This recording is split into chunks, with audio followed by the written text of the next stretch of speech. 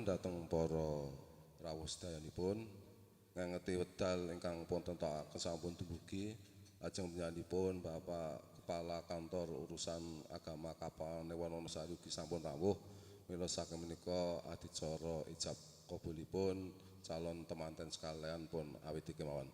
Assalamualaikum warahmatullahi wabarakatuh. Alhamdulillah wa syukurillah la haula wala quwata illa billah amma ba'du. Kepareng semonggo sareng-sareng panjenengan dalasan kula langun rumiyin kula dherekaken aturaken puji dalasan syukur namung kunjuk katur dhateng sadan Allah Subhanahu wa taala.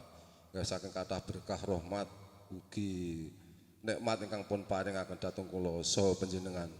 Saengga wonten ing kalodhangan enjang menika panjenengan kula saged pinanggih wonten papanipun adik kula Marioto wonten ing RT setunggal RW setunggal Kamal Wunung Wonosari mriki kanthi sedaya pinanggih lestantun boten wonten aral setunggal menapa. Sholawat wa salam monggo tansah kita aturaken dhateng panutan kita nggih Rasulullah Muhammad sallallahu alaihi wasallam ingkang kita tenggo syafaatipun utaminipun wonten ing yaumil akhir samangke. Dhateng para pinisepuh kula kang kula hormati utaminipun dhateng keluarga ageng calon pinanganten kakung nggih panjenenganipun Dimas Wastiran kabiyantu keluarga sedaya ingkang tansah kula hormati sumrambah dhateng para rawuh para lenggah sedaya ingkang kula hormati. Utaminipun dhateng panjenenganipun Bapak Mas Duki selaku petugas pencatat nikah Kapanen Wonosari ingkang satuhu kula hormati ingkang kita tenggo menggah sedaya maudatul hasanahipun wonten ing kalodhangan menika saksampunipun panjenengan sami rawuh kula awit asmanipun adik kula Marioto sakeluarga ngaturaken pasgan sugeng rawuh sugeng lenggah matur nuwun dhateng panjenengan sedaya ingkang wonten ing kalodhangan menika panjenengan sampun kepareng minangkani menapa dados atur panunipun adik kula Marioto sakeluarga. Kujuanipun adik kula Marioto anggenipun caos papan palenggan saha samubarang kang sampun satata tentu kemawon tasih kathah kekiranganipun. Mila saking menika lumantar kula panjenenganipun adik kula Marioto nyuwun pangapunten dhateng panjenengan sedaya. Ndungkap salajengipun karana wonten ing kalodhangan menika kula badhe ngijab kabulaken anak kula pun Tias Eli Ernasari badhe kadhawuh kalian putra kakungipun nak kula Wastiran kang sesilih Rio Novianto mila panjenengan sedaya kasuwun rawuh panjenengan kula suwuni pandonga pangestunipun mugi kalumunturna dhateng calon pinanganten sarimbit anggenipun badhe nindakaken wajib inggih ijab kabul samangke saged pinanggih lancar rancak boten wonten aral setunggal menapa. Kula ngaturaken matur nuwun dhateng Bapak Ibu sedanipun murih tumapaking ijab kabul saged pinaringan ridho saking Allah Subhanahu wa taala. Monggo kita bika kita awali kanthi waosan umul kitab ridho barokati. Al-Fatihah. A'udzubillahi minasyaitonirrajim. Bismillahirrahmanirrahim. Alhamdulillahirabbil alamin arrahmanirrahim maliki yaumiddin. Iyyaka na'budu wa iyyaka nasta'in ihdinas siratal mustaqim siratal ladzina an'amta 'alaihim ghairil maghdubi 'alaihim waladdallin. Amin. Mugi-mugi kanthi Fatihah kang kita waosan sareng hanjalari menapa dados atur panuwun saking adik kula Marioto wiwitan antos purnanipun saged pinanggih lancar. Sedaya ingkang dados persyaratan ijab kabul mobil sedaya sampun jangkep sampun rampit calon pinanganten kakung sampun sumadya wali lajeng kalih saksi sampun sedaya saged hadir saking menika wedal sak utahipun kula aturaken dhateng panjenenganipun Bapak Mas Duki supados samangke nggih niki nggih nyatet nggih ngabsahaken menapa dados atur panumpun saking adik kula Marioto. Wedal sasana kula aturaken sumangga lan matur nuwun. Assalamualaikum warahmatullahi wabarakatuh. Bismillah, alhamdulillah, wa syukru ala ni'matillah, wa la hawla wa la quwata illa billah. Qala rabbi israh li sadri wa yassir li amri, wahlul 'uqdatam min lisani yafqahu qawli, amma ba'd. Sanipun pepunden sepuh Haji Sepuh ingkang satu kaula bektosi rawuh panjenenganipun Bapak Dukuh Padukuhan Kamal, Bapak Suratman, Bapak RW, Bapak RT wonten ing wilayah Kukupan Padukuhan Kamal sedanipun ingkang kula hormati. Sohibul Bait, Sohibul Hajat, Bapak Marioto, sekalian Ibu Muryanti, ugi ingkang hormati kadang calon pisan Pak Wastiran, sekalian Ibu Puji Lestari. Sing pundi Pak Wastiran? Bu Puji. Oke. Bapak Ibu para sedaya, linangkung putra calon mempelai berdua yang setaasa berbahagia. Nggih, sinambi ngerantos sinoman ingkang dereng rampung adum ujukan. Monggo kula dherekaken sepindah malih ngujaken raos puji syukur pangembondo sanipun Allah Subhanahu wa taala. Injangan cik siang nika kita pun paringaken lenggah makempal manunggal wonten ing dalipun Bapak Marioto inggih saperlu angestreni ugi paring tunggal restu lumampahipun upacara suci akdun nikah. Ijab kabulipun calon pinanganten sekalian Kenduk Tias Eli Ernasari ingkang samangkin insyaallah badhe kaijab kabulaken kalian sederek Rio Novianto putra kakung panjenenganipun Bapak Wastiran sekalian Ibu Puji Lestari ingkang pidalem saking wates nggih, wates RT maksudnya nggih, namung kidul kali mriku leres nggih, RT 6 mriki teng RT 1. Mugi-mugi niat suci tulus putra calon mempelai berdua ingkang badhe ngayati gesang warga nderek punapa ingkang dados sunahipun junjungan kita Rasulullah Muhammad sallallahu alaihi wasallam. Mugi sak mangke keluarganipun pinanggih keluarga ingkang sakinah mawaddah warahmah. Amin Allahumma amin. Bapak Ibu para sedaya, suwan kula minangkani panjenenganipun keluarga, insyaallah sak mangke kawula badhe meratisaken dabi putra calon mempelai berdua, ugi sak mangke nglestantunaken dabipun kanthi pencatatan nikah. Sae mitrat paugeranipun agami ugi undang-undangipun negari kita Indonesia. Namung saderengipun lumebet adicara inti, kula nyuwun konfirmasi sepindah malih dhateng calon pinanganten kakung putri terkait kesiapanipun badhe gesang keluarga.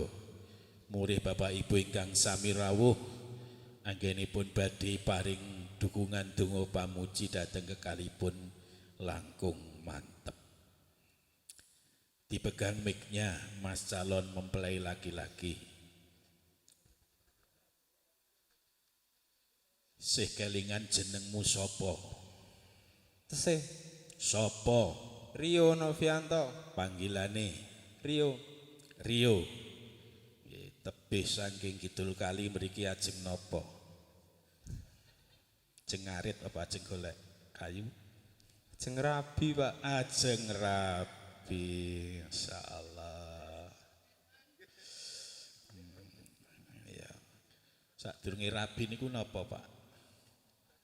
Akad.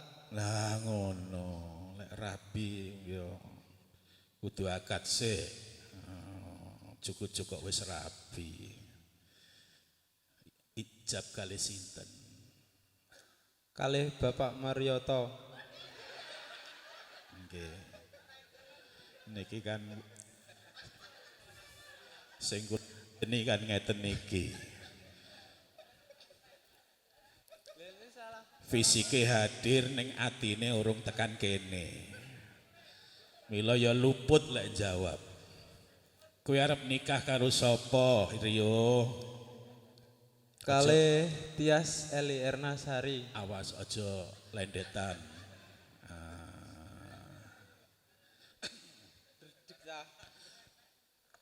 Rias Tias Eli Ernasari. sing ngendi? Niki Pak. Niki ibu ora sembrono. Kidul Pak. Sing pundi? Sing sisih kidul niku. Nika. Nggih. Sing pundi? Nika. Nah, niki ibu calon mara sepuh. Lek nika kuwi Tias. Oh, dimatke bener urung. Sampun. Rada pangling ora? Pol Pak. Pohol. Pol panglinge kula Pak. Masyaallah. Kepiye maksude kok pol panglinge iki? Tambah ayu Pak. Masyaallah. Kene ya ngerti kowe wong lanang ya. Wong wedok kuwi kudu ditandani, dipaes, dirumat, diragati ya Mas. Nggih. Ben awet ayu. Nggih. Ya Rio. Nggih Pak, siap. Aja iman-iman ya. Nggih. Mantep ya Rio. Mantep Pak. Mantep. Mas kawine napa ingkang badhe pun paringaken? Kalung Pinten? 11,630 Pak. 11,6. Oh 630. Ya diwaca 30 iki. Oh ya wis tak singkat wae 10,6 ngono wae ya. Ya jadi ngajeng maca ganep ya ora apa-apa. Ya. Ya. Pun disiapke? Sampun. Alhamdulillah. Pertanyaan saya terakhir Mas Rio. Ada cita-cita harapan ke depan bersama Tias sampai kapan? Sampai maut memisahkan Pak. Sampai maut memisahkan. Allahumma Amin. amin. Nggih niki nembe karepe Rio, mbuh karepe Tias. Coba wong arep wong loro ya kudu ora mung salah sisi to ya. Nah, sapa sih kelingan jenengmu cek kabotan mustaka kowe iki. Sapa jenengmu, Nduk? Tias Elirnasari. Panggilan Tias. Tias. Oke. Pun siap dinikahi niki? Sampun. Sinten ingkang badhe nikahi? Ion Fianto. Coba nganggo emas. Sapa sing ajeng nikahi awakmu?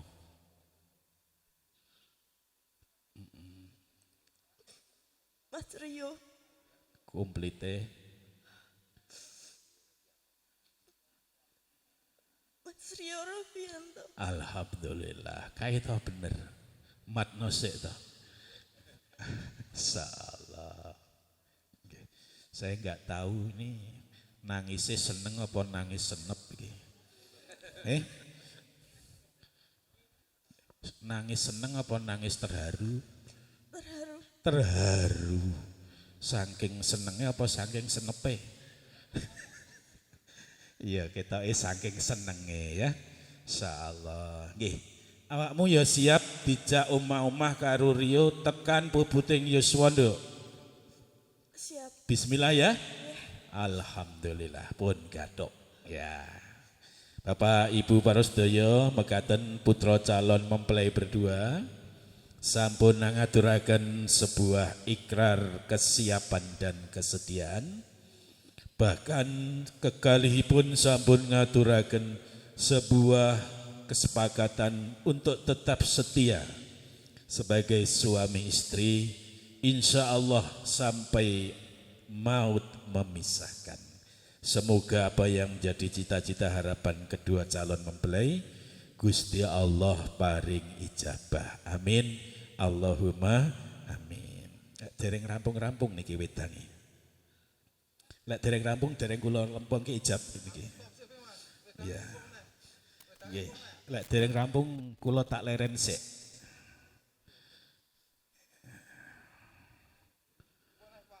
Nggih.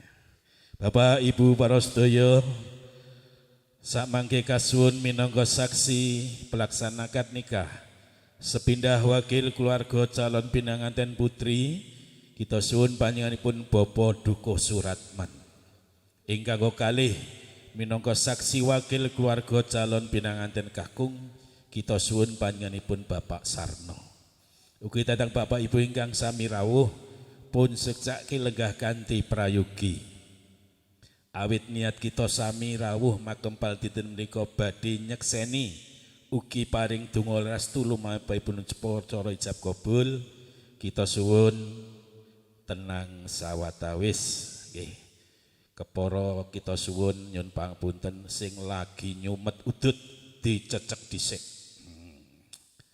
bar niki dimarem-maremke mboten napa-napa nggih.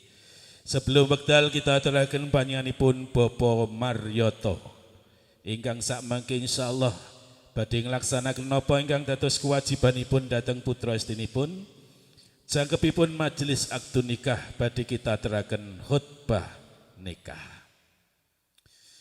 A'udzu billahi minasyaitonir rajim. Bismillahirrahmanirrahim. Alhamdulillah Alhamdulillahilladzi arsala rasulahu bil huda wa dinil haqq liyudhhirahu 'alad dini kullihi wa kafa billahi syahida. Asyhadu an la ilaha illallah wahdahu la syarikalah wa asyhadu anna sayyidana Muhammadan 'abduhu wa rasuluh. Allahumma salli wa sallim wa barik ala sayyidina Muhammadin wa ala alihi wa ashabihi ajma'in amma ba'd fa ya ibadallah ittaqullaha haqqa tuqatih wa la tamutunna illa wa antum muslimun ya ayyuhalladzina amanu ittaqullaha wa qulu qawlan sadida yuslih lakum a'malakum wa yaghfir lakum dhunubakum wa man yuti'illaha wa rasulahu faqad faza fawzan 'azima. I'lamu innallaha ta'ala amara bin nikah wa harrama 'anis sifah kama qala ta'ala. A'udzu billahi minasyaitonir rajim. Wa 'ashiruhunna bil ma'ruf fa in karihtumuhunna fa asa an takrahu syai'a wa yaj'alallahu fihi khairan katsira. Wa qala an-nabiy sallallahu alaihi wasallam an-nikahu sunnatih wa man raghiba an sunnati falaysa minni sadaqallahul azim. Mas Rio nduk tias kemantepan kalian berdua untuk hidup bersama landasi keniatannya tulus murih ridaning Gusti Allah. Ya Mas? Nduk ya. Perjalanan ke depan masih jauh.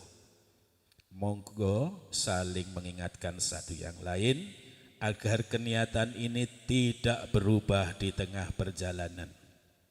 Lumrah, jangankan perjalanan jauh, kita sholat 3 menit saja sok kadang lali jumlah rakaate, lali mocone, lan sak piturute. Apalagi hidup berumah tangga, itu ibadah terpanjang dalam kehidupan kita manusia. Tidak terbatas sampai di dunia, insya Allah harapannya tetap bersama disatukan sampai di surga nanti. Ngono ya Dok Tias. Mila kalian harus saling mengingatkan ya.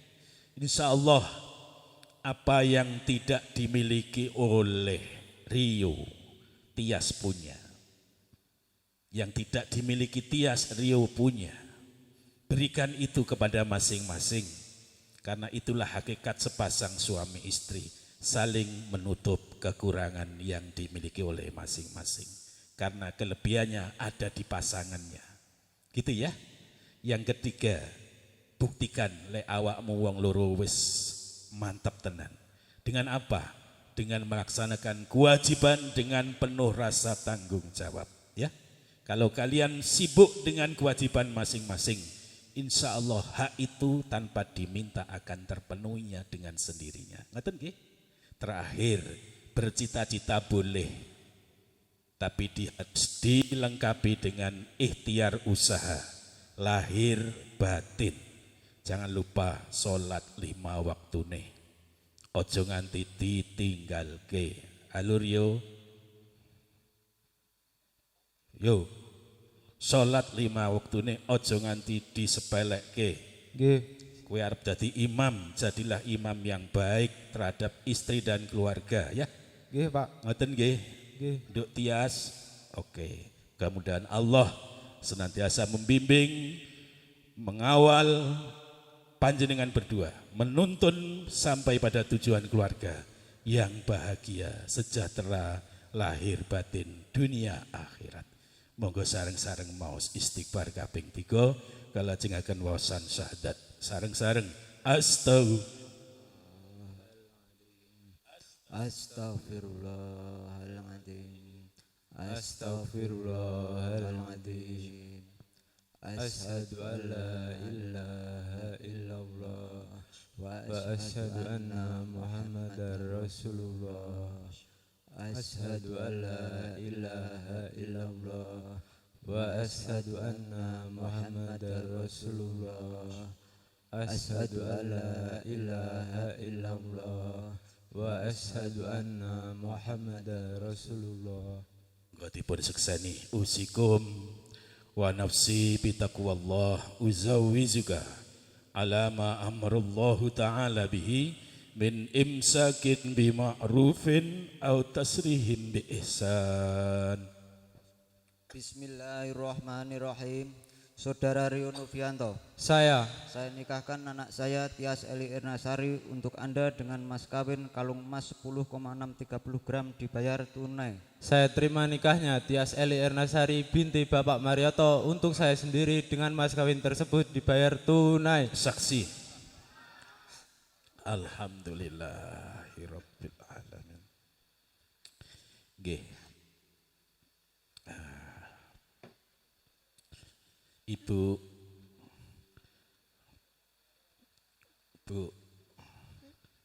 putrane kesane jejer jenengan pindah mriki.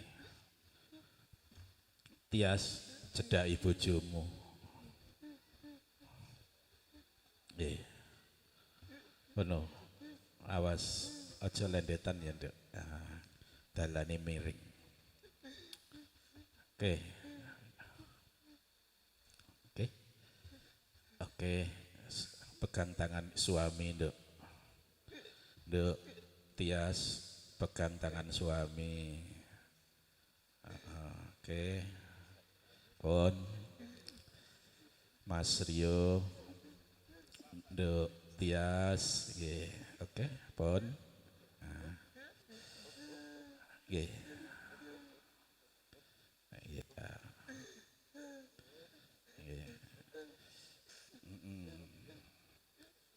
Cek. Oke, Mas Rio. Coba hadap ke saya. Rio. Rio. Ya, alhamdulillah lega. Nggih, kersane. Oke. Wis saiki apa yang dingen-ngen wis tekan wancine. Kalian sampun lenggah berdampingan sebagai suami dan istri, ya. Rio, Tias, coba jawab saya. Rio, oke, nggih, pun nganu sanese. Wis, hadap ke atas Rio. Wis, alhamdulillah. Ya. Betapapun bahagianya hati kalian berdua, sekali lagi hidup di dunia harus penuh perjuangan dan doa, ya. Karena itu monggo kula dereki tetunggo bagian dari kita mensyukuri kenikmatan yang oleh Allah kepada kita, wabil khusus pada kalian nyatane sing dingengen tekan wancine. Monggo kula dereke tetunggal nyuwun semoga kalian berdua diberi kekuatan lahir batin untuk menjaga ikatan perkawinan hari ini agar tetap utuh lestari sampai ajal menjemput nantinya. Nggih. A'udzubillahi minasyaitonirrajim. Bismillahirrahmanirrahim. Allahumma salli ala sayyidina Muhammadin sayyidil awwalina wal akhirin wa sallim radhiyallahu tabaraka wa ta'ala an kulli sahabati Rasulillahi ajmain. Hamdan syakirin, hamdan na'imin, hamdan yuafi ni'amahu wa yukafi'u majidah. Ya Rabbana lakal hamdu kama yanbaghi li jalali wajhikal karimi wa azimi sultanik. Allahumma salli ala Sayyidina Muhammadin wa ala ali Sayyidina Muhammadin nurid dati wa sirris sar wa sairil asma'i wa syifatih wa ala ali wa sahbihi wa barik wa sallim. Barakallahu lakum wa baraka alaikum ma jama'a bainakuma fi khair. Allahumma barik lahuma wajma' bainahuma bi khair. Rabbana hab lana min azwajina wa dhurriyyatina qurrata a'yun waj'alna lil muttaqina imama. Rabbi ij'alni muqimas salati wa min dhurriyyati. Rabbana taqabbal du'a. Rabbana ighfirli wa liwalidayya wa lil mu'minina yauma yaqumul hisab. Rabbana atina fid dunya hasanah wa fil akhirati hasanah wa qina adzabannar. Wa sallallahu ala sayyidina Muhammadin wa ala alihi washabihi wa baraka sallam. Subhana rabbika rabbil izzati amma yasifun wa salamun alal mursalin walhamdulillahi rabbil alamin. Bisirril Fatihah. Bismillahirrahmanirrahim. Alhamdulillah. Iyyaka na'budu wa iyyaka nasta'in. Ihdinas siratal mustaqim. Siratal ladzina an'amta 'alaihim. Paripurna lampahi pencap kabul. Ngaturaken derek bingah keluarga ageng Bapak Marioto sekalian Ibu Muryanti. Ugi keluarga ageng Bapak Wastiran sekalian Ibu Puji Lestari. Niat ajatipun anggenipun dawuhaken putra lan putrinipun. Alhamdulillah sampun kelampah kanthi sae. Yang kedua, Mas Rio Novianto, Nduk Tias Eli Ernasari, kalian berdua ing dinten menika. Dintenipun Ahad Legi tanggal 19 wulan Sapar 1448 Hijriah bertepatan tanggal 2 bulan Agustus tahun 2026. Kalian berdua telah resmi sah sebagai suami dan istri. Selamat kami ucapkan menempuh hidup baru.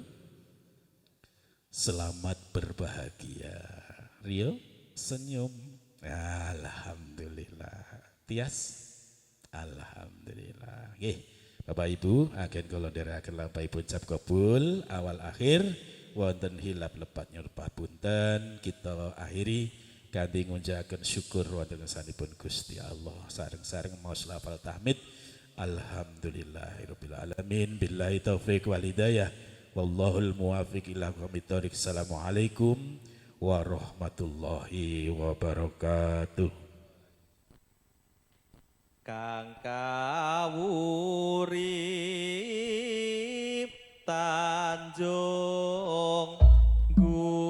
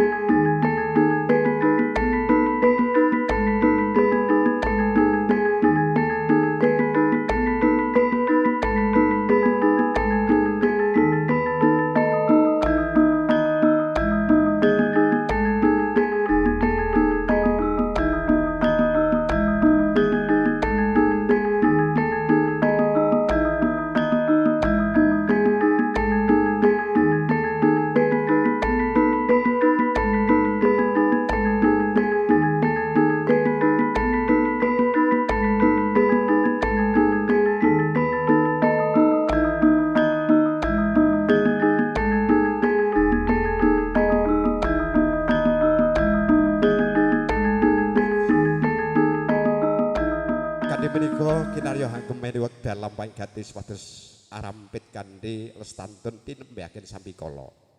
Kawula saderengipun kinen ngaturaken urut ing adicara piniji. Keparenga mobil anggen kawula ngaturaken urut roncening gati lampahing titilaksana pargian. Pinanggih bugang kingsul kawula cewadong lumunturing samudra pangaksama. Nuwun adicara kang kaiga kirah pratandha hambuka wiwara ing gati dewi laksana gati atur pambagya kawilujengan.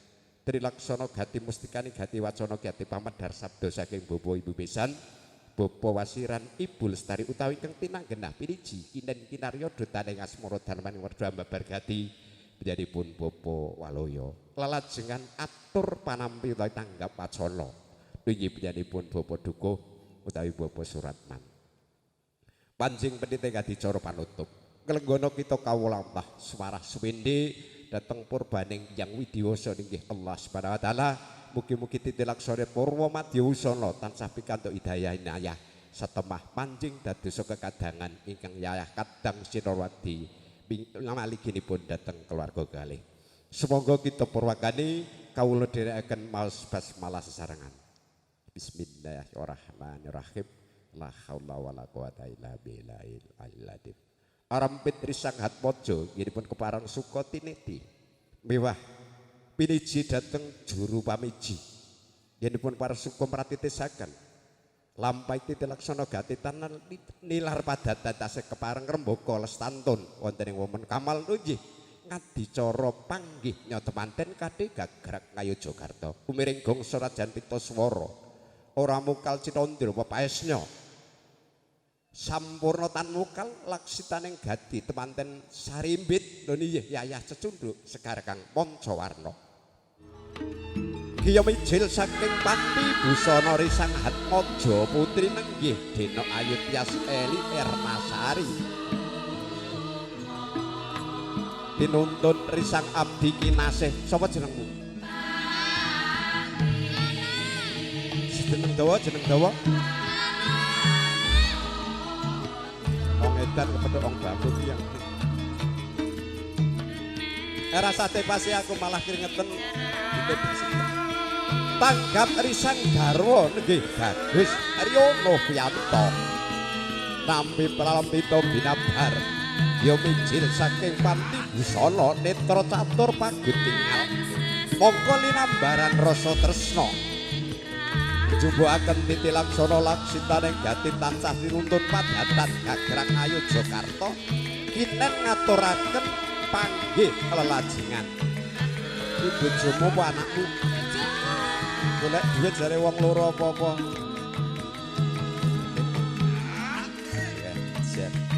sesuk arek karo mbahmu ya lanang wedok jalerena sik ya sing penting ora do pangkon-pangkonan pinambengan bokor kencana tirta wening sekar Sri Taman Antiga mongko temanten sajudul sawega wujud gundang kasih gundang tutur ya gantalan nampi tandha palampita saking juru pamiji ya murwakani liru gundang kasih kolawan gundang tutur nenggih tukar gantalan para kawitan temanten jalu miji pilihanira ingkang sejati winales dhateng kenging kakung karo misor aja dhuwur terus itu tondo tinanggap dhateng temanten putri wis sawega winengku dhateng bagus wah bareng gelem ngisor terus dhuwur wis ora digunakake iya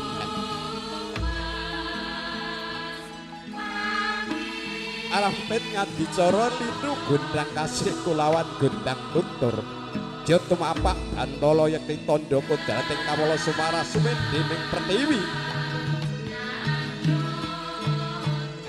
kinen hambabar pekti dhateng ingkang garwa ngadicara aranu padha ya sukunira ingkang garwa ya manten saiki bojo anyar kon ngedusi sikile lho sekarang iki dadi makmum karo imame kula warga kok wis urung iki cah. Tinampi telenging rasa bagus. Aryo Nohyanto bektinira kaya krembaka telenging galih. Satemah tansah tuwuh pituwuh ujuping tresna kang sejati datan hamung sejatining tresna. Sesuk nek mantu anak arep tukang dalange urung tau mantu. Urung gelem ya bener ngono kuwi. Misji sukunira ingkang garwa mongko telenging panuwul jumangkaing dadi pangesuing kulawarga. Ing mangke datan mencong tapake nut paugeran tatanan satemah iso ngayomi ngayemi ngayani. Nah, orang hati-hati wong mlaku ki 10 langkah bareng ditiliki mencong 5 tapake. Ning eneng sing 10 langkah ki ya ning sitok. Iki semergo ngati-ati. Saiki bareng ditiliki 10 langkah ora enek sing kalah. Wah, keelinga ya raja werna-werna.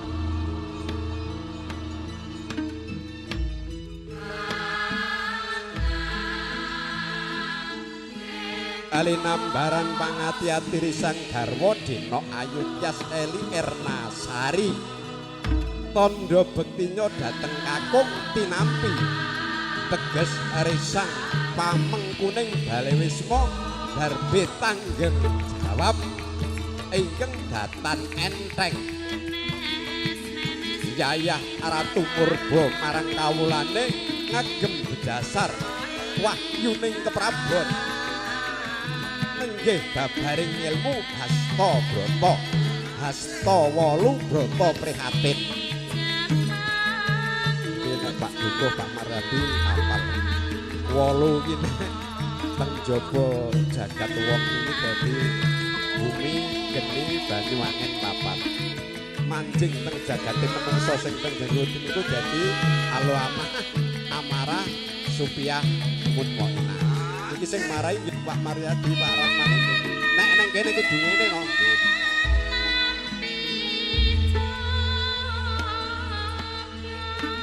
Kagrak ngayodya wujud antika amung kepala Sukatandha piniji nyawi jeke karsa. Pinecah mungging pratala ana tirta duwe warna rekta kulawan seta teges pralambanging bibit kawit.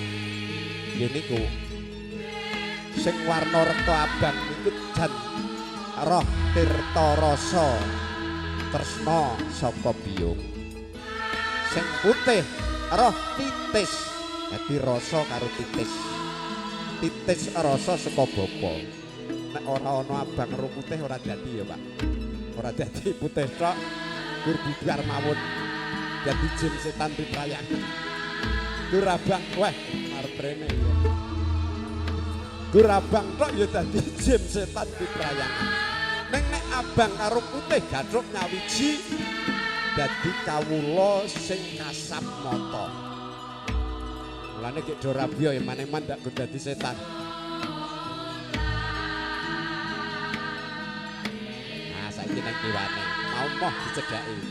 Mau sing putri pas nikah mau moh cedhaki. Bareng bar nikah sing nyedak malah sing putri saiki.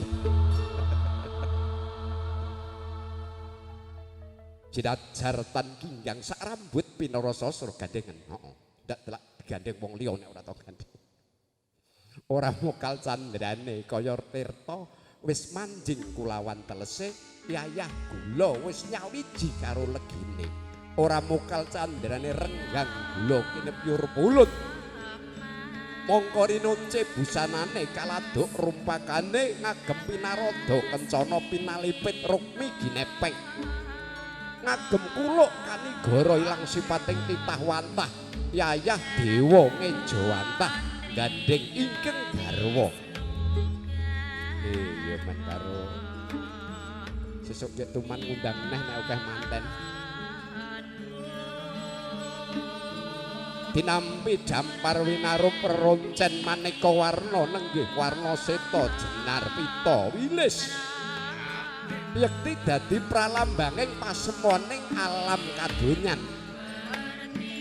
Ora mokal kawula titah wonten ing jagating pebrayan sapa wae mbuh dhuwur pangkate ora awal saka ngaraning pacoban. Tumibaning nugraha kulawan kacoban datan wonten watese ping paribasan kalingan eron salombo.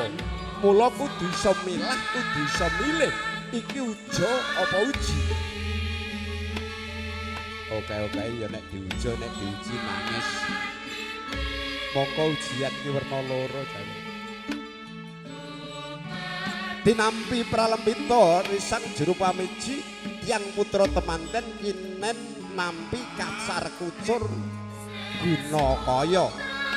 Pralambanging kacar kucur debat dipo kasimpar polo gumantung polo kapendem simartan arta receh. Kasoken temanten jaluli nambaran lila legawa tinampi ing garwa. Baik kacukang sinulampeni bebasan tan marebel sarambut pinara sasra tandha bekti denok ayu Tyas Eli Ernasari kinarya dadi baboning brayat kanthi bekti suwita dhateng kakur mawi dedasar satur prakara ya surti ya geni ya nastiti ya ngati-ati. Mongko kinundang pring Rama lan Ibu kalawur semanjing dadi baboning kulawarga dadya baboning brayat bebrayatan sing kudu kuat jaga wadon miwah pewadining bebrayat. Saiki wadi wis dibuka ning HP kudu pinter. Kinan Jumadong lumunturing donga Paustilabet tiyang putra kekalih tasih kunrum ngelmuning ngupaya kabutuhaning bebrayan tansah kepareng nyuwun pewarah sembur tutur labet malah kepara mati gine nyuwun donga pangestu satemah dadya laruning panggesanan. Nah, kesarak separo.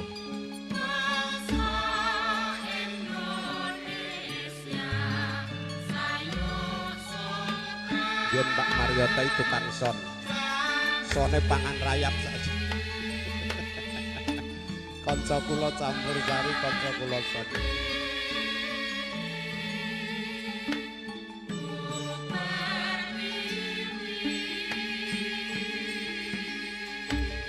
Arampit ngadicara kacar kucur tompon guna kaya wangsul lenggah jajarus nampi donga pangestune Rama lan Ibu. Ing kono kepangsuka samekta wujud boga tirta kinen manunggalaken rasa cipta karya. Cipta tegese nalar pengangen-angen karya krida nala rasa manunggalaken rasa tekan ganda pangucap satemah dohna watak hadigang hadigung hadiguna manjing telenging rasa pamicara datan namung kumedaling latining pinuntun telenging nalar pengangen-angen ingkang tetep makarti becik. Wong ngomong nek ora ngati-ati landhepe kaya keris ning nek ngati-ati kaya tetesing Tirtawayu sewindu ning ati anyep.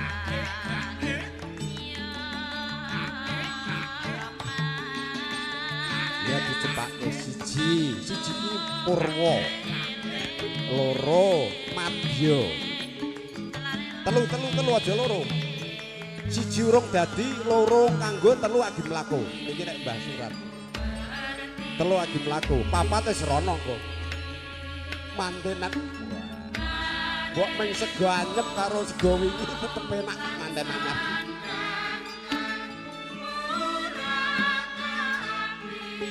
Sing kakung ya guyu. Dek sing putri malah ngece, rada ngece-ngece. Ya sing tok mati iki apane? Wo, piye? Aku mati lambene, Mbah. Wis.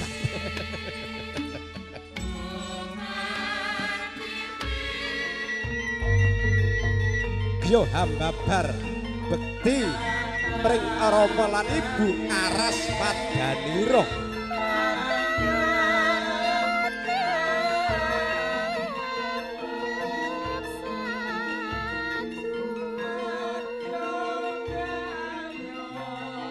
nampi wewayanganira putra kekalih Rama lan Ibu emut rikala nembe prihatin gedhekke titise kula diarani putra wiwit nenggih putra ingkang dipun keparengaken melu lara lapa wis genah niku kula nek disukemi njuk nangis muwunira datan rumangsa suwa ning rumangsa bombong dene pinaringan nugrahane kang usa wujud jodoh sing wis satrep karo pilihanira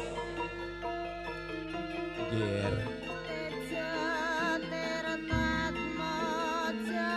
bektinira marang wong tuwa tak tampa ya nggih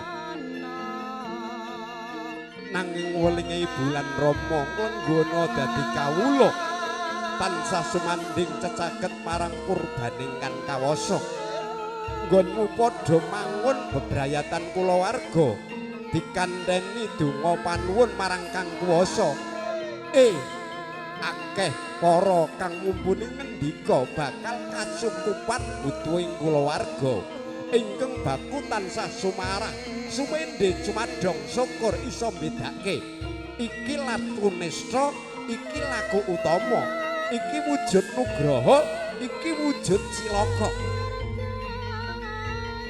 nggih Pak paringaning para ibu lan rama aweh donga panuwun marang kowe ing sabenang manjing maji sing panembah aja sira lalekake ya nggih syukur dadi watek satriya setya andhayuh tumandang rikating hangga ngerti gunane urip lan dadi wong urip ingkang piguna demen paweweh kanthi dasar sepi ing pamrih rame ing gawe datan nengenake butuhing priyaga ning iso musarakapi bau kanan kulawan kiri datan pepae sing brana picis raja donya wong urip Madyapada ning pepaesa ulat manis doh rasa serik datan hanggung diri wis tanda kesuwen wis bae lek kening wis aku ora iso ngomong ger ning penuwunku ora pedhot ya omah-omah Rabi seneng ning tembung iki aja diwalik Rabi seneng ning aja diwalik ya tembung wis ibarate wis dadi nugrahamu wis dadi paringmu kudu iso ngrengkuh sarilamu lan saliraning bojomu dadosa kaya Mimi lan Mintuna ya ora apa-apa nangis ki werna loro tegese rumangsa ngrumangsani titaing kawula winates pambudidayane ning nek agi kungkulan jalma tan kinira ning nggih ming sedhela niku kaya Pak Rahman tau ditangisi wong agi mriyang sakit delalah diungkuli sing kuwasa rasah ning rumah sakit go digeplek ngene iki ra sida mari tenan ning bar geplek nggih wis dadi wong meleh biasa apike ning donya iki nek tenggana ngono ku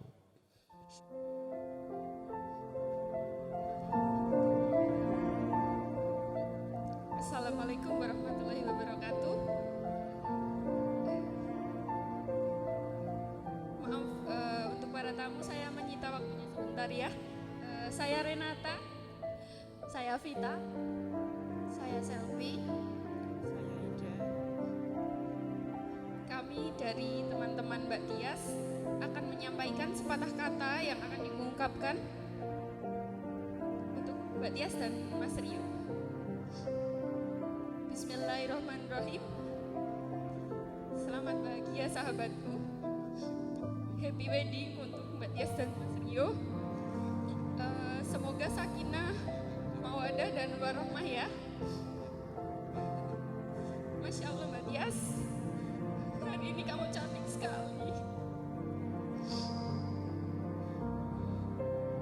Bahagia selalu dengan lelaki pilihanmu.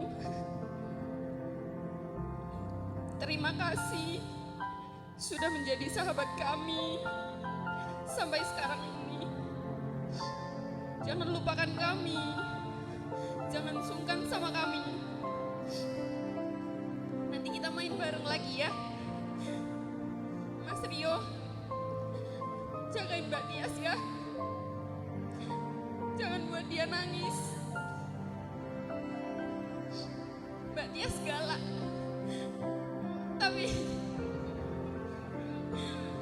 Tapi hatinya lembut. Tolong dengar semua keluh kesahnya ya. Mbak Tias, jangan merasa kesepian lagi ya. Sekarang kamu sudah punya Mas Rio. Nurut sama Mas Rio. Jadi wanita yang solehah ya. Bahagia selalu buat kalian semua. Terima kasih. Wassalamualaikum warahmatullahi wabarakatuh.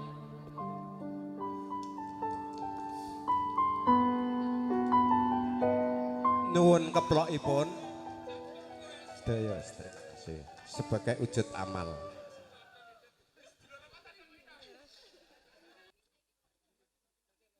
Musiknya saiki apa sesuk bar bodo?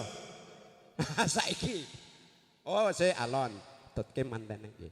Ora sah joget mantene, wis stokno wae iku. Nek kuwi lak golek pangan. Nek kuwi golek tentrem.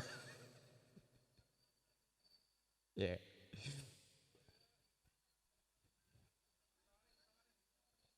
Alon nggih. Nek iki ora tak condro iki wis tukang kono kae wong.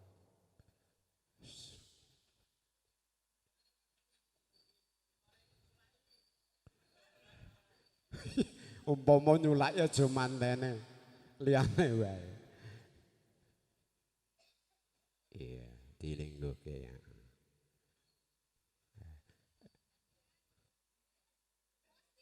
Musik.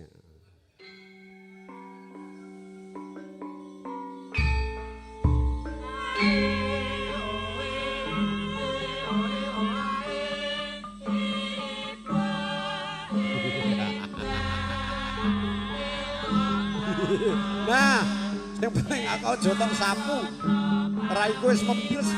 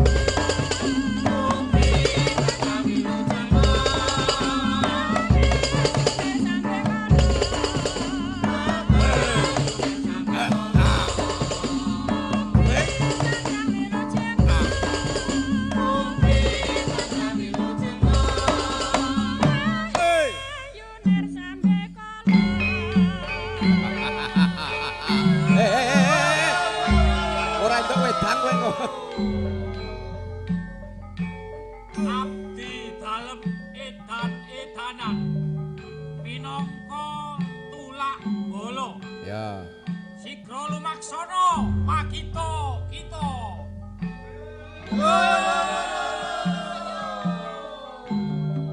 Ya. Ah.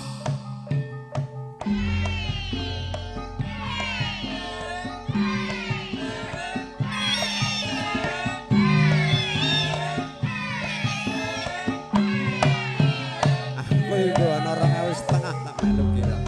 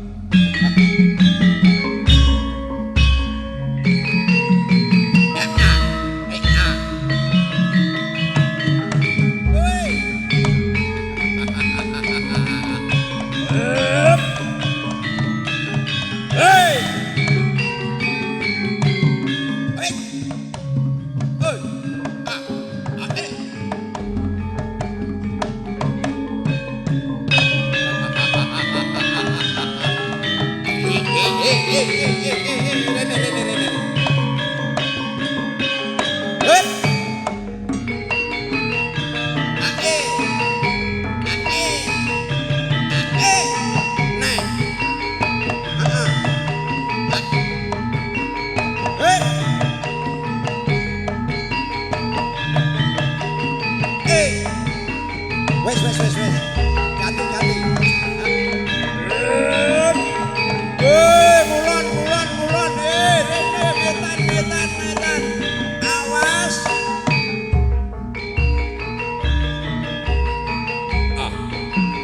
Sik. Ya. Hop. Alah. Bo.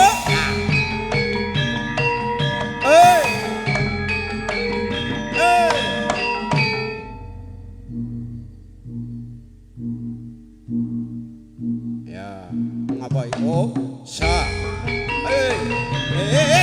Go. Ora tanggap. Oh,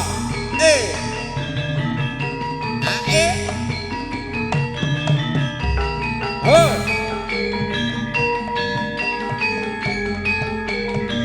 Kualik. Sing gedhong sing lanang.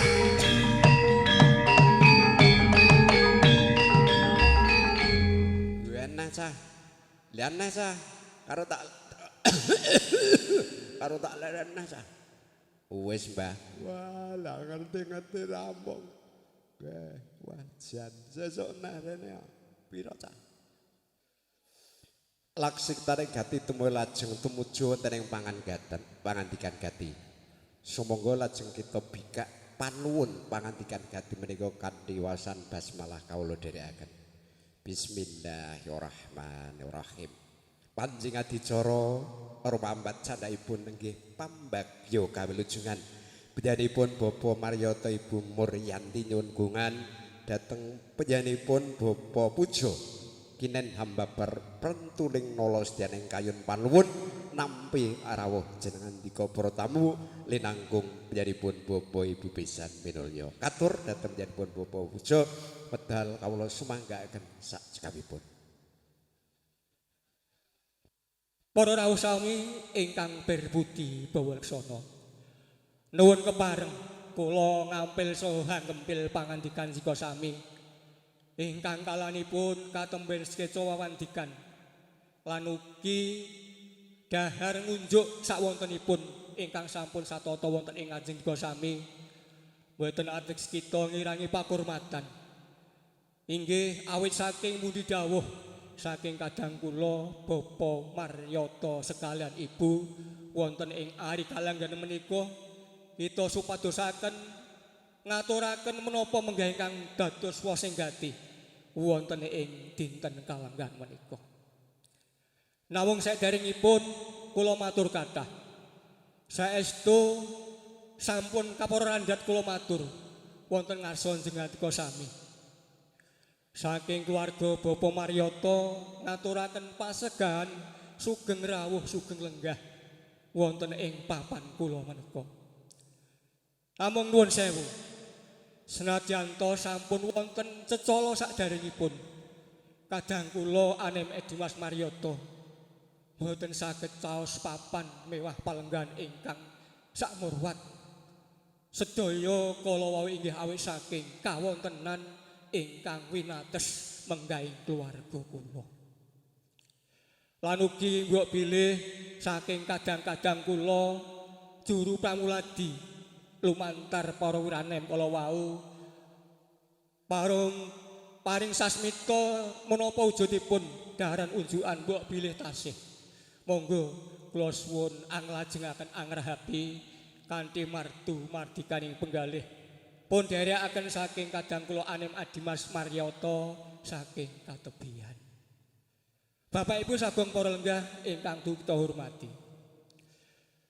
Saestu ugi kita ngaturaken matur sanget ageng panuwun dhateng sanak kadang tangga tepalih Magersari. Mliginipun dhateng Pak RT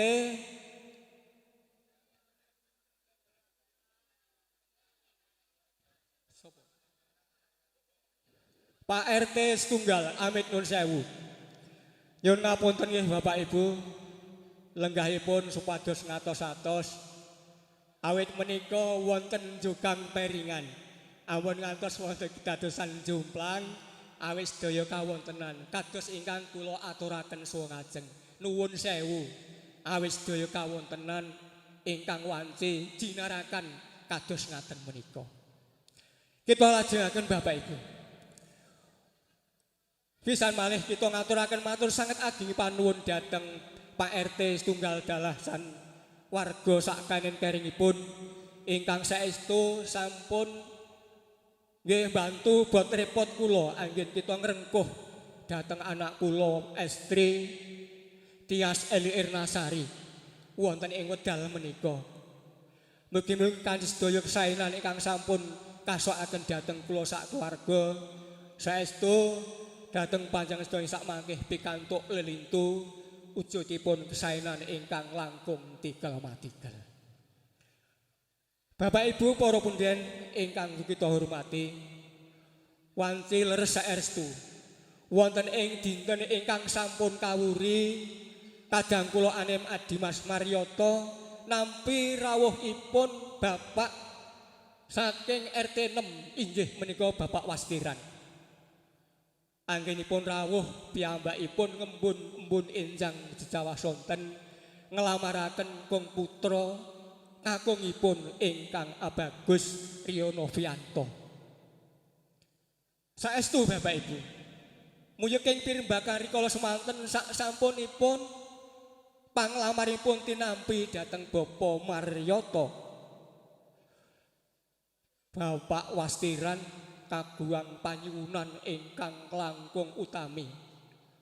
Menggah panyuwunanipun boten arupi Raja Brana ananging menika ingkang pun suwun sak sampunipun tampi piyambakipun yoganipun pun suwun ijab kabulaken kalian pawestrinipun Bapak Marioto inggih Deno Ayu Tias Eli Ernasari.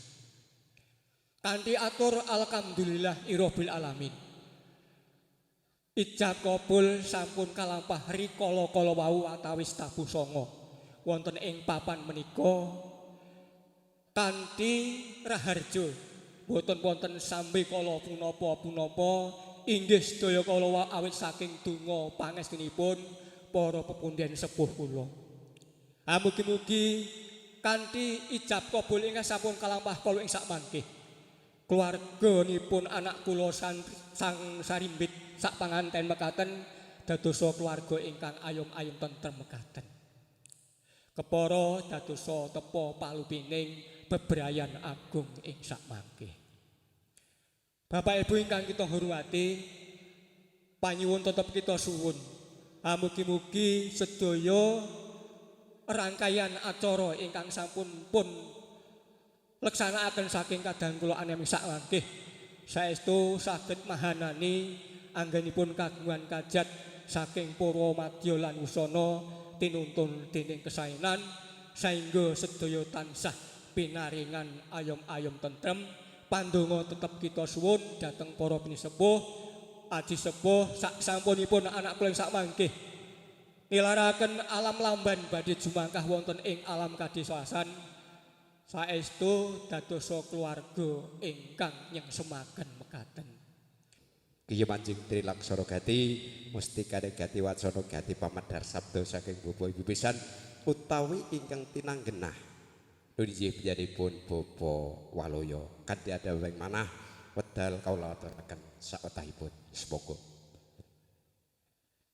kula jejeripun tiyang sepuh boten wonten atur sanes kejawi masarakat sawetahipun sumangga borong sak mangkih anggenipun anak kula pun Rio Novianto saklebetipun pangkuwanipun kadang besan mriki sumarbahipun wonten ing wengkon RT setunggal mriki karena kita sadar kita mangertos bilih anak kula pun Rio sinaosa jonjrengipun sampun ageng ewa semanten ngengengi pangertosan ing sak mangkih badhe nyilemi bebrayan agung badhe ngarungi panggesangan wonten ing kon RT setunggal paduan kama mriki mangkih badhe kathah babab ingkang kirang ndadosaken sarjuning penggalih kepara nalingsir saking paguran mila pasrah kula menika ing sak mangkih monggo supados sak mangkih mboten tida-tida anggenipun ngemutaken dhateng anak kula supados sak mangkih mboten nalingsir saking paguran sami kados dene atur pangandikan ingsun ngajeng mugi anak kula ing sak mangke sekalian niki dadosaken pasangan suami istri ingkang saged nyensemaken syukur kenging kagem tepa tulodo dhateng kanan kiring tangga teparu ngantos salajengipun. Ndonga patur salajengipun sak sampunipun kita pasrah wonten ngasanipun kadang besan nggih menika Dimas Marioto sekalian saking panjenenganipun kadang nem nggih menika nak pastian sekalian. Dajaripun tiyang sepuh umaminipun sembodo anggen kita pasrah ugi kita wonten niatan nggih menika njangkepi pasrah kula kanthi mboten ngicali mboten ngirangi mitar kekiyatan kita nggih menika nguri-uri kabudayan kang wonten ing wewengkon Padukan Kamalkusipun. Kepara niku lumantar Pak RT 6 kepinginipun bali kaya jaman biyen ingkang biasanipun kedah nitih kendaraan niki wau niatipun saking griya kula wonten ing wewengkon RT 6 mriku mlaku mlampah sikil. Niki ketara sakralipun sinaosa kados pundi kemen niatipun saya tegesipun kita kepengin wangsulaken kados dene jaman sampun kawuri. Mulih sak mangke niat ing saya punika dados kelantaran napa ing dados sedya pengangkah tujuan sampun kathah katur saking para-para kasebat ngajeng tansah pinaringan ridho pinaringan kesempatan saking Allah Subhanahu wa taala. Jangkepi pasar kula ing sak mangke ing antasipun syarat sarana ing badhe kita aturaken. Ampun ngantos mangke dipun tingali bobot bebetipun jalaran kula sampun matur niki sadengeh srana syarat sarana kagem jangkepi anggen kita pasrah tumuju dhateng kadang seban mriki. Pasrah kula ing atasipun dipun seranani wujudipun nggih menika sanggan, pisang sanggan ingkang dumadi saking pisang raja setangkep. Intinipun niatipun saking kadang kula nem nggih menika Dimas Pastiran sekelan nyuwun dhateng Sing Gusti ingkang kewajiban nyangga bumi utawi pertala punika ing pangangkah niating sae dek rikala din sampun kawuri ngantos dumugi dal dipun jagi saking Gusti merba dumadi tunahipun hajat sae hajat ing sampun katuring ajeng saking kadang kula nem nggih menika Dimas Pastiran sekalian napa dene niatanipun hajat saking kadang besan sedaya pinaringan ridho pinaringan ijabah saking Gusti Allah ngantos salajengipun. Syarat sarana salajengipun inggih menika winastan gantal sesupit. Gantal sesupit dumadi saking suruh ingkang lininding ngupadi suruh ingkang tinemurose puntalni kalian lawe menang ingkang mengkuwerdi nderek pangandikaipun saking para winasis wonten ing Padukan Kamal utaminipun nggih menika gantal dumadi saking suruh sumurpa nganti weruh tegebisipun supados ngatos ngaraosaken raos sing sejati. Raos sing rasa nggih menika rasa sejati asum pralampita dhateng anak kula temanten sekalian sak mangke mugi anggenipun bekti kalian tiyang sepuh mboten dipun benten-bentenaken. Sinaosa anak kula Rio Novianto ingkang nglarekaken saking Ibu Wastiran aneng sak mangke sak sampunipun wonten ing menika dalem dados bagian saking keluarga agengipun Bapak Marioto patos bektosipun boten benten-bentenaken. Kosok wangsulipun nggih ngaten punika. Lajeng ngupadi suruh ingkang tinemurose asum paramenta supados nak temanten sekalian nggih menika saged ngrasakaken raos sing rasa sejati jalan kang paring rasa sejati dhateng anak kula temanten sekalian nggih menika Ibu Wastiran napa dene Ibu Marioto. Mboten kepareng pun benten-bentenaken sedaya panjenengan bedosaken panjenengan bedosi jalan kula sampun matur bilih ridhanipun Gusti Allah nggih gumantung ridhanipun tiyang sepuh. Ndung watur salajengipun inggih punika winastan pemesing karana Dena Ayu Tias Eli Ernawati menika tesih kagungan Mbah Putri utawi Eyang Putri pramila niki dipun seranani kanthi Dimas Wastiran saged caos pemesing dhateng Mbah Putri nggih menika Mbahipun Tias. Mboten teges ing sak mangke kita ngirangi pakurmatan jaran kita sadana ing pamingkung dek rikala dinten sampun kawuri rikala Dik Tias tesih timur tesih alit bayi ngoten ingkang paling kathah nirakati mriyatini ngriyadoi kepara adus niku nggih mbahipun ngoten maksudipun. Lah mila menika kirana gantos mila mboten mokal kita asring mireng kadang-kadang kita tesih nem rikala wonten ing ngriku wayahipun kok sing lair menika ndalah putri rencang-rencang sami nguyoni sing arek napa pemesing ya sapa kira-kira ngoten. Lah menawi menika samangke mugi bektinipun kalian Mbah mriki ing atosipun saking anak kula Rio mugi saged tampi tundhonipun ugi donga pamuji mugi kalumuturaken dhateng nak teman-teman sekalian tundhonipun kanthi tirakatipun kanthi ridhoipun kanthi prihatinipun Mbah niki mugi-mugi saken jalari nampa dados niatan saking nak teman-teman sekalian tansah pinaringan kasembadan saking Allah Subhanahu wa taala.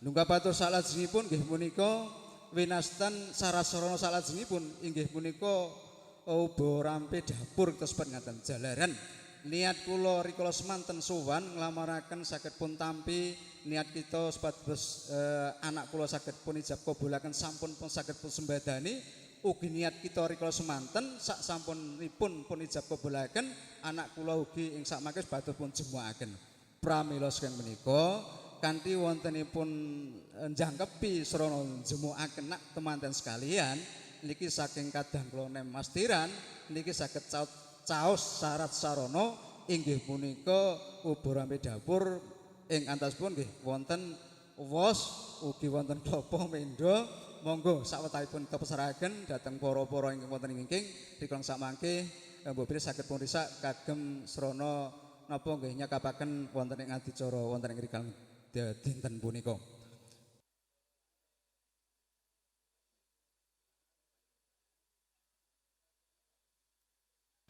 Hanjang kepititi laksana pangandikan gati penyanipun Bapak Marioto sekalian Ibu Muryanti nyuwun gongan dhateng kadangipun sepuh Bapak Palurya. Penyanipun Bapak Surwatman kinen ngadicara tur panampi tanggap pancana jangkeping pangandikan gati. Katur Bapak Surwatman monggo wedal kawula aturaken sak cekapipun. Datang para sesepuh kula kang kula hormati, pasrahipun Adimas Wastiran kula wau kapara ugi dipun seranani wujudipun syarat sarana kagem jangkepipun anggenipun masrahaken anak kula pun Rio Novianto wujudipun wonten boga wonten arta lan ugi wonten wujudipun menika srana boga arta lan busana dados wonten arta wonten boga lan ugi wonten busana kula ringkes kala wau ingkang sampun pun paringaken pun aturaken kathah sanget menawi kula serat nomor setunggal mbok bilang ngantos dugi nomor 11 mila menika kula rangkum kula jamak sedaya peparingipun wujudipun menapa kemawon ingkang pun paringaken dhateng keluarga Adimas Marioto mriki kula tampi kanthi sukarenaning manah kula kairing pandonga sedaya peparing panjenengan wujudipun menapa kemawon ing samangkih keluarga Adimas Marioto boten saged caos piwales dhateng panjenenganipun Adimas Wastiran dalasan keluarga. Mugi kesaenan panjenengan ing samangke badhe pinaringan lelintih wujudipun nggih kesaenan tikel mati kesaenan Allah Subhanahu wa taala. Pasrahipun kala wau sampun pun aturaken pasrah bungkokan maksudipun bab menapa kemawon sampun kapasrahaken dhateng Adimas Marioto ugi panjenenganipun Pak RT setunggal mriki najanto wilayahipun niku namung Kletan Kalen Pak Dalang ning antawisipun RT setunggal kalian RT 6 mbok bilih tata caranipun benten kula sak sampun pun pasrahaken anak kula pun Rio Novianto kula tampi lajeng karana niki mengkih bakda menika wonten acara turnamen bola voli plastik Pak Dalang antar RT mila niki secara resmi Pak RT 6 mengke Mas Rio Novianto wis ora dadi wargane jenengan. Sesuk nek turnamen bola voli plastik menika Rio wis warga RT 1. Jenengan ora kena gondeli menika. Dadi RT 1 ki ben aja gampang mlebu kotak. Wis ketambahan Rio Novianto ana Agi ana Aji ana Rio. Insyaallah sesuk men dadi juara siji urakur juara sijine RT papat terus nggone Mas Cuk ngono to Cuk dadi RT siji insyaallah tekane Rio iso ndadekke juara siji amin ngono nggih niku wis tak jaluk Pak RT 6 wis tak srahke RT Pak RT siji wargane jenengan wis dipasrahke mula aku nekseni iki sesuk turnamen bola voli plastik Rio wis dadi warga RT 1. Ngono yo. Wonten menika alhamdulillah nderek bingah saestu ngaturaken matur nuwun menika mugi anak kula Rio ugi ndadosaken kegiatan warga RT setunggal tambah warga, tambah kuat, tambah guyub rukune. Mergi sampun kapasrahaken anak kula pun Rio Novianto. Dados menika garisipun sampun jelas Pak Dalang. Wis pisah ngono lho, wis genah RT 1 ora neng RT 6. Niki kula nderek nekseni. Mergi najanto namung antar RT menika saestu meriah sanget Pak Dalang. Mbok bilih jenengan saged mriksani minjang. Mbok bilih sedaya ingkang sampun kaaturaken Pak kula tampi kairing pandonga sedaya peparing panjenengan sutipun menapa kemawon mugi panjenengan pinaringan itu kesayangan Allah Subhanahu wa taala. Menika ingkang saged kula aturaken karo sedaya menika cinukupan Pak Dalang bakda jam 1 bidal badhe ndalang melih lajeng sound systemipun jam 1 ugi kagem acara jutilan. Mila rebat cekape mawon donga dinunga sedaya ingkang sampun kula aturaken kula tampi donga pangestu panjenengan kula suwun kosok wangsulipun donga kula ugi kula aturaken dhateng panjenengan mugi samangke saged pinanggih kanthi swasana ingkang sae lan ngarepenaken wonten kirang langkungipun nyumpang punten wedal kula casaken kundur dhateng panuntuning adicara billahi taufiq wal hidayah. Assalamualaikum warahmatullahi wabarakatuh. Saderengipun semoga kita tutup kanthi tahmid kandalah kawula dherekaken. Alhamdulillahirabbil alamin. Panuwunipun sampun nantes kondur yen raketang sego liwet jangan bening nunggal rasa njumbuhaken pangadenipun Bapak Waluya sinarya syarat sarana ngraketaken kekadangan. Ewa sepanten kaanggep cekap monggo karo sampun konvokasi kondur sewang-sewang nilar donga pamuji ayem tentrem lancar rezekine pinaringan guyub rukun. Amin ya rabbal alamin. Nek umpama kula ora ndayan aku pilih ngemseni poline. Gandeng yen ndayan ya. Ya, ku MC-ne neng mriki nggih. Iki monggo Musna keparti nampi karapana kadhik sing coba bilih saking para kadang besan kepengin mangke lajeng kepengin foto sareng kalih manten singkeng baken dahar langkung rumiyin menika sampun pun tutup kantun mangke mirunggan sangat pinaringan pangandikan para-para saestu ngaturaken matur nuwun saking kula ugi mbok bilih yenipun ngaturaken urut-urut dereng adicara pinanggih bugat ingsul kawula winantes malah para kudung ing saliring parama karsa gedhe lubareng samudra sami ngaturaken tebasite sawunten nimbana ing saliring dolan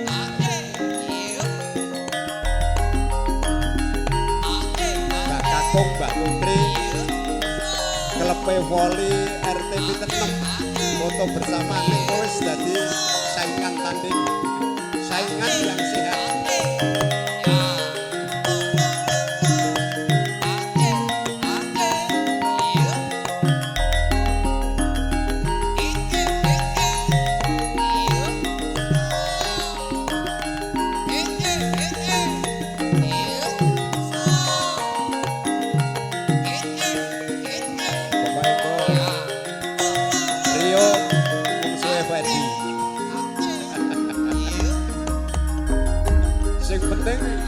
Semangati karo garwane bar voli kok mulih bal-balan ora rasa ngebulke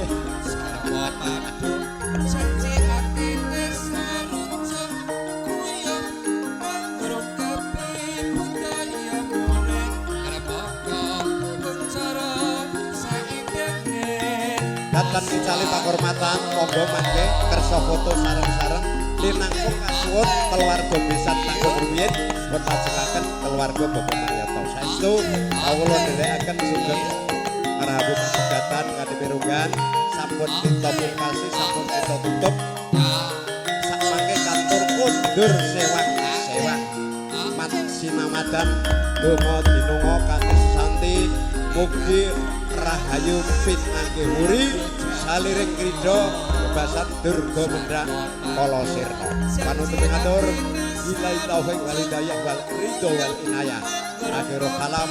Assalamualaikum warahmatullahi wabarakatuh. Nuwun, nuwun, matur nuwun.